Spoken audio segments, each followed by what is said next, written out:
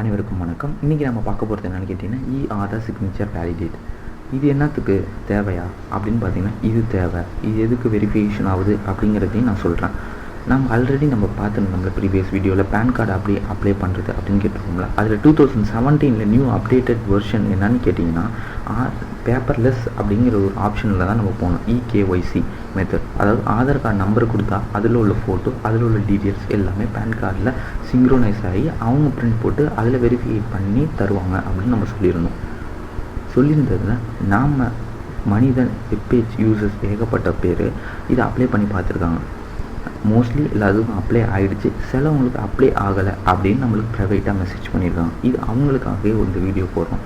என்ன வீடியோனா, உங்கள் ஆதார் கார்டில் வேலிடிட்டி அன்னோன் அப்படின்னு வந்துருச்சுன்னா நீங்கள் ஃபுல் ப்ராசஸ் பண்ணதுக்கப்புறம் அது பிளாக் ஆகிடும்.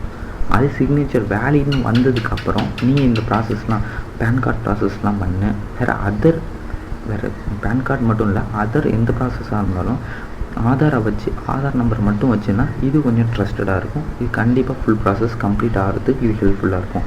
இது சிம்பிள் ஸ்டெப்ஸ் தான். இது என்னென்னு பார்த்துருவோம் வாங்க.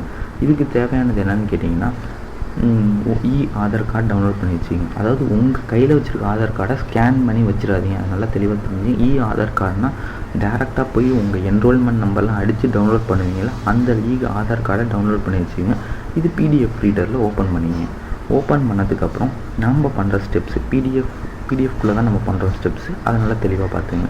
இப்போ இங்கே அதை ஜூம் பண்ணி தான் இப்போ காட்டியிருக்கேன். உங்களுக்கு தெரியும் வேலிடிட்டி அன்னோன்னு உங்களுக்கு இந்த மாதிரி கொஸ்டின் மார்க் இருந்துச்சுன்னா அதை கிளிக் பண்ணி சிக்னேச்சர் ப்ராப்பர்ட்டிஸ் அப்படிங்கிறதையும் கிளிக் பண்ணுங்கள்.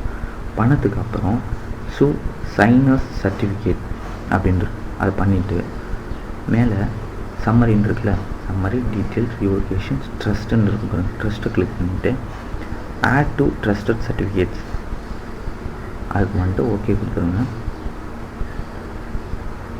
சர்டிஃபைட் டாக்குமெண்ட்ஸில் உள்ள கீழே உள்ள 3த்தையுமே கிளிக் பண்ணிவிடுங்க. சர்டிஃபைட் டாக்குமெண்ட்ஸையும் கிளிக் பண்ணிவிட்டு கீழே உள்ள 3த்தையுமே கிளிக் பண்ணிவிடுங்க.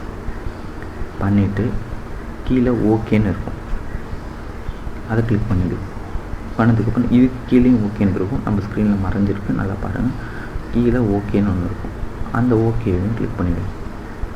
பண்ணதுக்கப்புறம் வேலிடேட் சிக்னேச்சர்னு இருக்க பாருங்கள், அதை கிளிக் பண்ணுங்கள். அதுக்கப்புறம் க்ளோஸ் பண்ணிடுங்க. இப்போ நமக்கு வந்துருச்சு சிக்னேச்சர் வேலிட்னு வந்துச்சு. இதுக்கப்புறம் இது ஒரு ஒரிஜினல் டாக்குமெண்ட் மாதிரி உங்கள் இதுக்கு யூஸ் ஆகும். இதை பிரிண்ட் பண்ணி வச்சுங்க. நீங்கள் நம்ம எல்லாத்துக்குமே இது ஹெல்ப்ஃபுல்லாக இருக்கும்.